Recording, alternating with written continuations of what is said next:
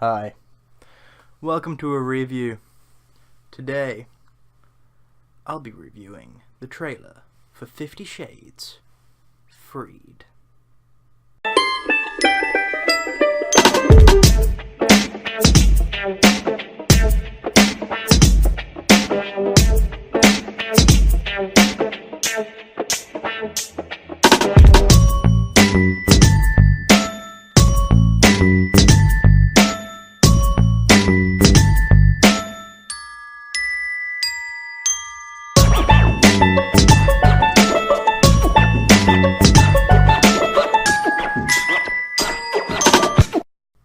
Hello.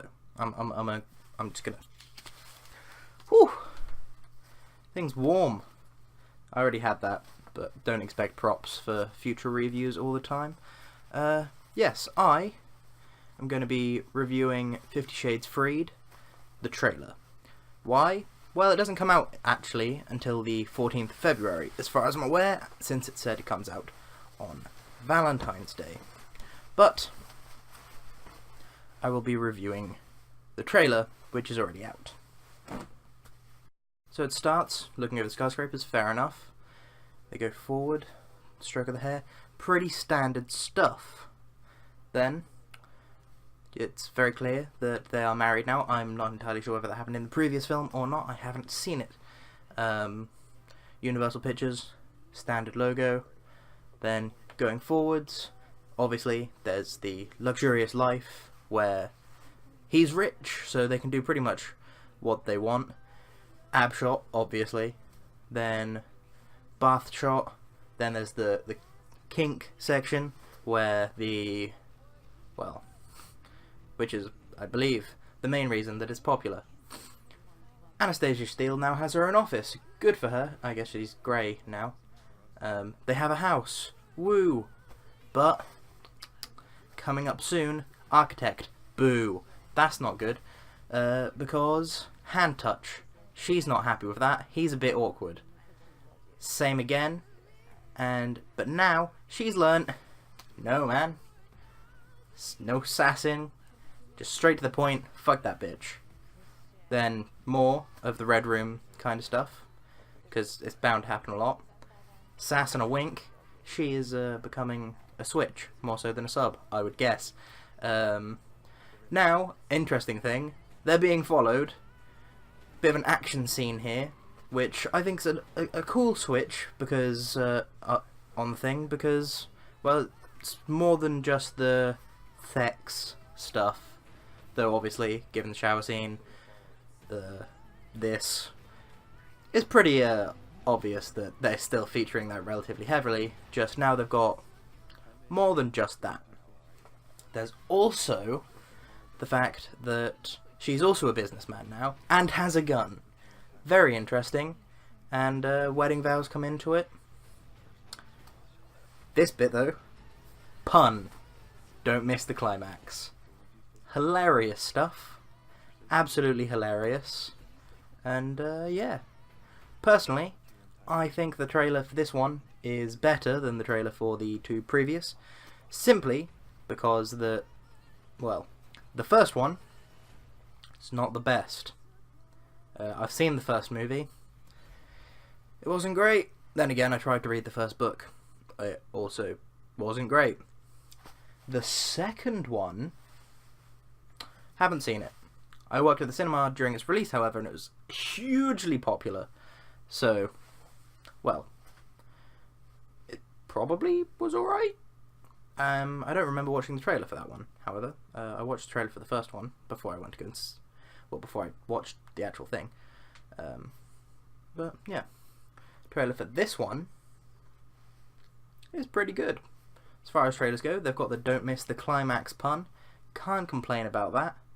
And overall, it seems like an alright film. It even seems like a film where you don't have to have seen the ones that came before, which is one of the best things to do in such a sequel. As I'm not familiar with the books, I can't say whether they've changed this from the books. But if they have, then I think they made a good decision. Because if the books is more just like effectively fan fiction, because that is what this was, they've probably done something better with it. It doesn't give much away about the storyline, which the trailers these days tend to do a lot of. Like, you tend to get the best bits in the trailer, which is, if that's true with this particular